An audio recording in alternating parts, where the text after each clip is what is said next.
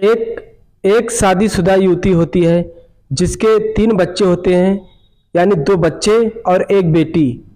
बड़ी बेटी जो होती है उसकी जो है दोस्तों बीमारी की वजह से, यानी उसकी फेफड़ों में कुछ कमी होने के कारण उसकी मृत्यु हो जाती है। उसके 2 बच्चे बचते हैं।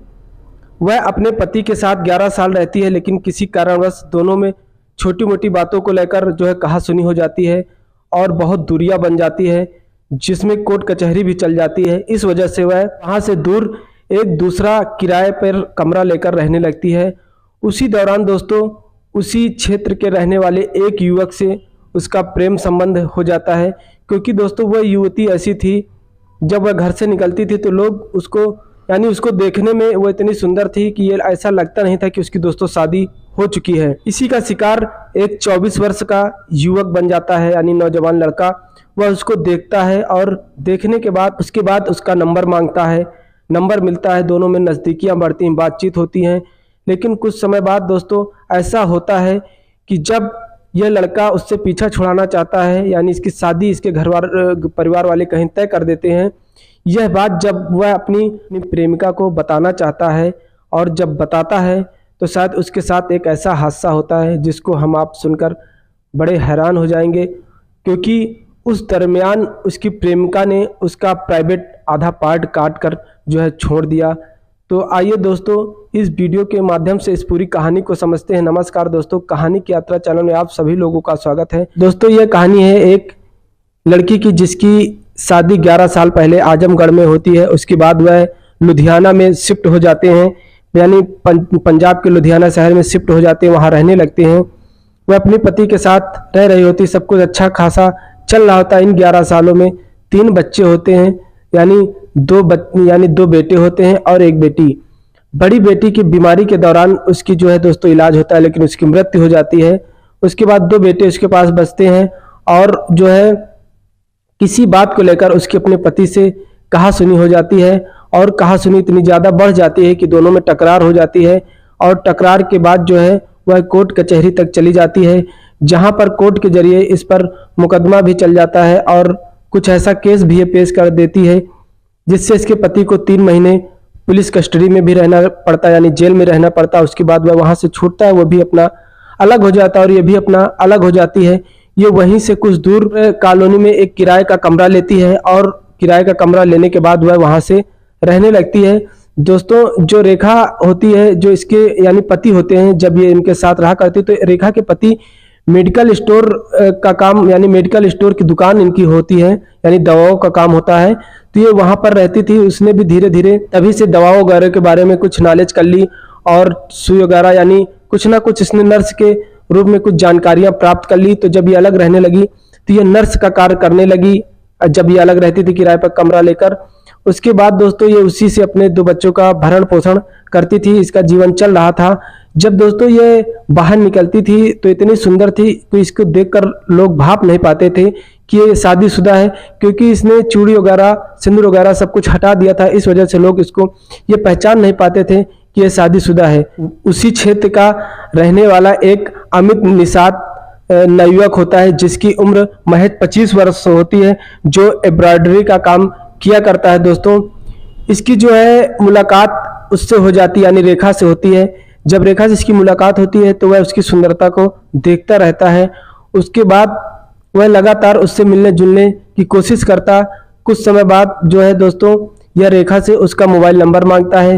रेखा भी कहीं ना कहीं कुछ उसको थोड़ा बहुत पसंद करने लगी थी, इस वजह से वह उसको अपना नंबर दे देती है। और नंबर देने के बाद जो है दोनों में धीरे धीरे बातचीत शुरू हो जाती है और बातचीत शुरू होने के दौरान दोनों एक दूसरे से मिलना जुलना शुरू कर देते हैं। अब दोस्तों जब मिलना जुलना शुरू कर देते हैं तो रेखा को भी अमित निषाद में कुछ अपनापन नजर आने लगता है। रेखा को कि ये हमारे सुख दुख में कुछ साथ दे सकता है, हमारी कुछ हेल्प कर सकता है, अगर इससे हम कोई कार्य कहेंगे वो हमारा कार्य हो जाएगा। इस वजह से दोनों में अपनापन बढ़ जाता है। अब दोनों रोज मिलते, रोज बातचीत करते। एक दिन रेखा को लगता है कि क्यों ना हम जो है अमित निषाद को अपने कमरे पर बुलाएं और इससे मुलाकात हो, साथ बैठकर खाना पीना खाएं। ठीक है, वैसा ही करती है। अमित निषाद से सारी बात करती है और अमित निषाद से यह बोलती है कि आज तुम क्यों ना हमारे घर पर आओ, यानी हमारे कमरे पे आओ, हम दोनों साथ रहेंगे, खाना पीना खाएंगे।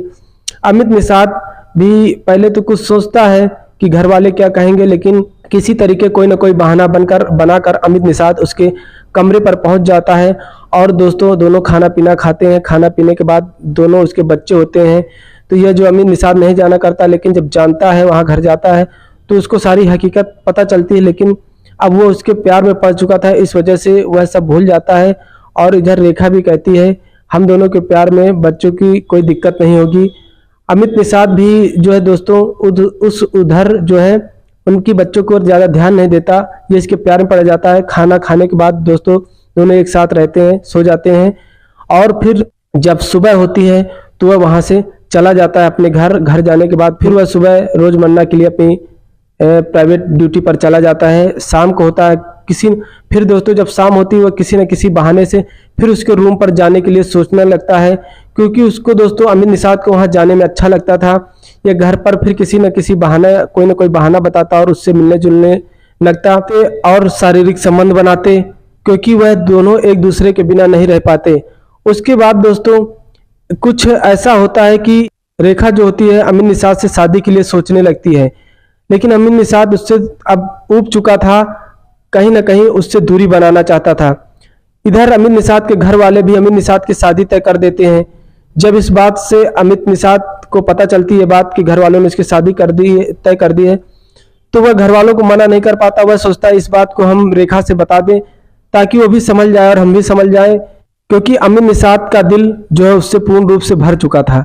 उसके बाद दोस्तों अमित निषाद जो है रेखा को सोचता है कि कहीं ना कहीं इसको हम बुलाकर बता दें।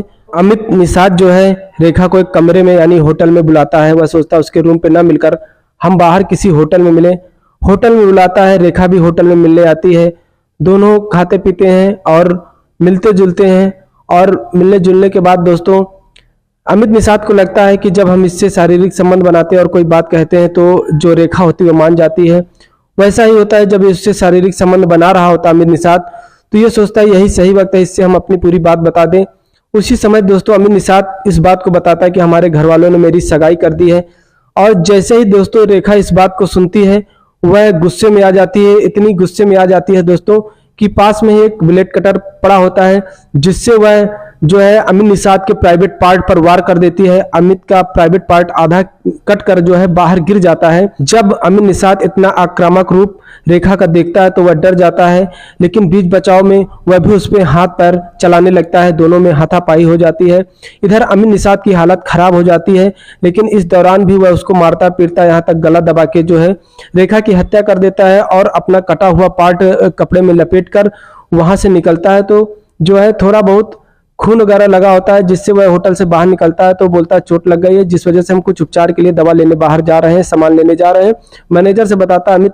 मैनेजर को कुछ शक होता है, लेकिन वह इतना नहीं सोचता और वहां से वह निकल जाता है। निकलने के बाद जब वह थोड़ी देर नहीं आता तो मैनेजर को लगता है शक होता है। वह होटल में देखता है तो जो है एक लड़की जो जिस रेखा होती है क्योंकि उसकी आईडी होती नहीं है, जो संजय निषाद वो अपनी आईडी लगाकर उस रूम को लेता है। उसके बाद जो है अब जो मैनेजर होता है इसकी तत्काल सूचना पुलिस को देता है। इधर पुलिस जो है होटल पर पहुंचती है, कमरे पर पहुंचती है। इधर संजय निषाद जो है यहाँ के लोकल अस्पताल में पहुंचता है और जब इलाज वहां पर अस्पताल में पहुंचता है तो वह डॉक्टरों से बोलता है मुझे कुछ गुंडों ने मारा है और जो है मेरा प्राइवेट पार्ट भी काट दिया है। जब डॉक्टर देखते हैं तो वह देखते हैं कि कहीं शर्ट का बटन टूटा नहीं, पैर मतलब पैंट वगैरह कहीं फटी नहीं। तो डॉक्टरों को कुछ शक होता है तो वह तत्काल जो है वह इधर पुलिस को फोन कर देते, इसका इलाज करते, लेकिन इसको पता नहीं चलता। इधर पुलिस को फोन कर देते हैं।